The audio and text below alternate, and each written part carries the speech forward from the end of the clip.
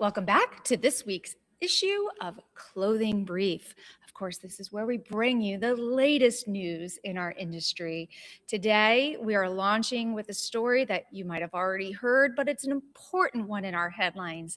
The iconic Valentino Garavani has passed away. He had a good run. Life well lived, 93 years old. Yes. Yeah, still, I mean, I know this is one of your favorite I brands. love Valentino. I think his styling is always has always been incredible. The teams that he's brought on, obviously his signature red. There's so many stories floating around with where the hell did it he come up with from? And there's a lot of I don't know whether they're based in reality. Yeah.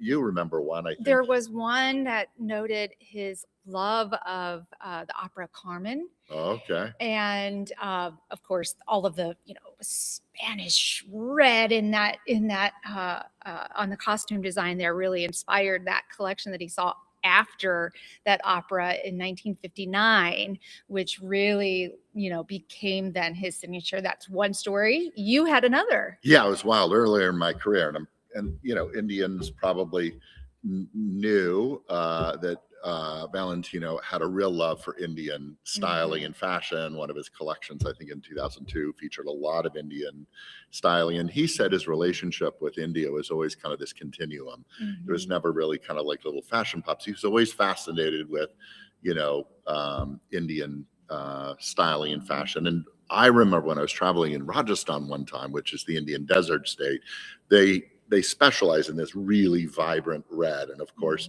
they told this story about going to Pushcart, which is a big camel race. And Valentino had spent the night under the stars and saw this brilliant red. And that helped inspire red. So, not really sure where it comes from. Obviously, his Italian heritage, celebrate red a lot. Yes. But it's become iconic over the years. He's dressed God, literally almost everybody, right? Yes. Elizabeth Taylor, Audrey Hepburn, Jackie Kennedy, right? Me. I mean, come on. Yep. Yes. So we wish him arrivederci, yes. a life well lived. Our thoughts and prayers go out to the family, and boy, he's missed by many already. Yep. So, yes. So we are seeing some optimism in our industry, which is a really nice thing to hear after it seems like a year of constant distress that we share on these conversations. Well, it's local optimism, and you can't blame it. We're going to talk about Pitti Uomo. Yes, exactly. In my favorite city in the world, Florence, Italy. It's kind of a biannual barometer of menswear fashion. Everyone gets together, they take a look at great collections, and how can you not be somewhat optimistic when you're hanging out drinking wonderful wine and food in Florence? Yes. There's every year everyone descends on it. It's a really important event that sets the stage for men's fashion around the world. We are probably menswear fashion. It isn't as dynamic as maybe women's, but we're finding a lot more interest as we look at collections lately. And there is this interesting shift at Pitti this year with Japanese designers and Japanese fashion. Soshi Otsuki, that was LVMH's, I think, 2025 prize, for design. He did an unbelievable hybrid tailoring, kind of mixed Japanese roots with Italian influence. Yes. And the audience really, really loved it. We're seeing things with oversized elements, which we've been seeing that kind of hit the market. The key points in the takeaway, and I don't know how much of this is revolutionary, but it's, tailoring evolved, more comfort within a typical suit, more stretch, continuance of performance fused with style, elements of oversized, but they're more focused. There was this period where everything went really boxy and oversized, and I think it's to the point where you tried on a I large, and it was just huge. I was like, wow, I've lost so much weight. I think color is still very predictable with earth tones, and then they're really mixing this kind of urban wear with outdoor. And so these are continuums of what's been happening on the overall scene. I think it's interesting, this whole Japanese influence that's coming in. There were a number of designers that that have been on the stage that really haven't before. So it's something to take note on Mhm. with, elements of Japanese influence coming back into Yeah, fashion. I really like that. I always associate a level of quality and detail with Japanese design. So it'll be nice to see that unfold on a bigger scale.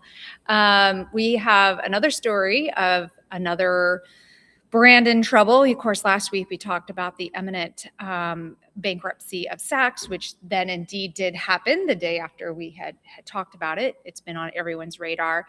Now, a women's retailer, Francesca, begins their liquidation process, and they're starting to close stores. Yeah, I mean, it's been around 27 years. It's sad to see that. When we were in New York last week, there was a lot of conversation about struggling retail, even though about 85% of all business is still done in brick and mortar.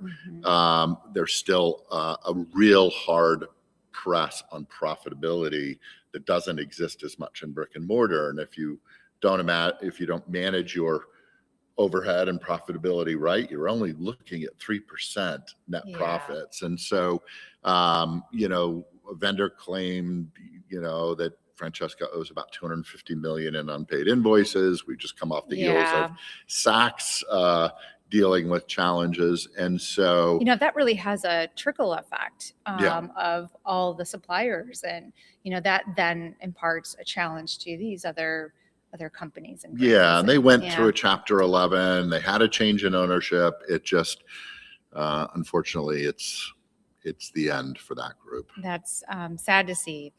Well, another point of inspiration comes from Paris Fashion Week. It's just starting today. So it started today. Yes, that's true. So it'll be fun to see what really comes out of the Men's Fashion Week. What are the anticipations? Well, much like Pitti, they're talking about this whole commercially focused, a little more pragmatic styling, which kind of makes sense with all the volatility that's going on in the world and economic pressures that are going on. I think people are like, hey, self-expression's great, but we need commercial success. And so I think we're going to see a little bit of that. Obviously, you don't have these shows without some experimental creativity. So I'm sure we'll see that. We'll see key designer moments from Louis Vuitton and Dior Men. There are going to be the major highlights, I think, at the show.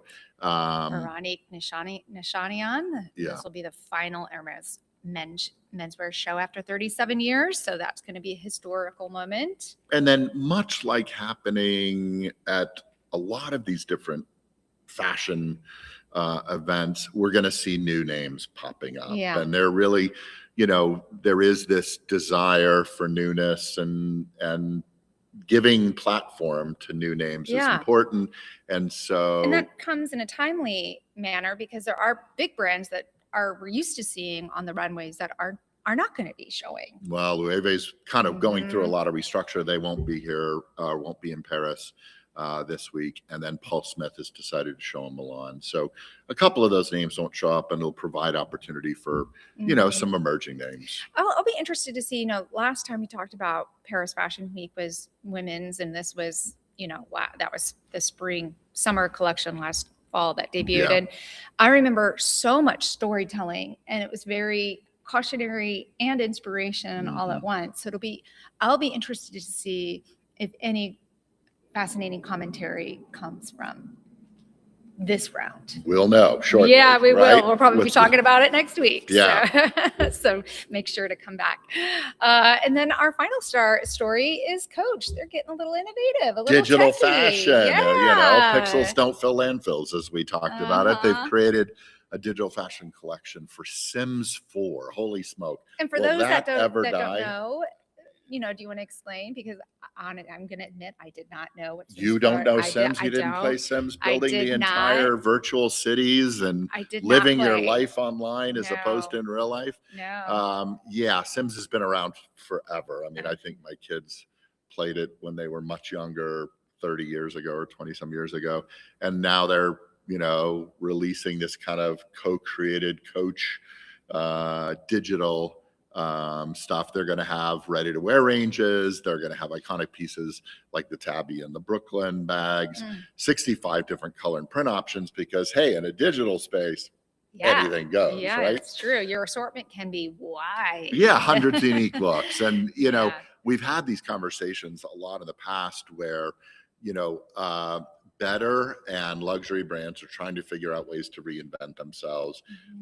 And Coach is taking this first step. I mean, honestly, if you can, you know, us in the fashion business, we deal with fabric, we deal with sustainability, we deal with manufacturing, we deal with insane, crazy tariff coming and going, and dealing with all of this volatility. The ability to pack it all into a pixel and launch it online and not deal with any of that is very, very attractive. So, yeah, hey, fingers crossed for Coach and Sims 4 that I think it's interesting takes off. if you want to explore other ways to bring out your fashion, you know, personality.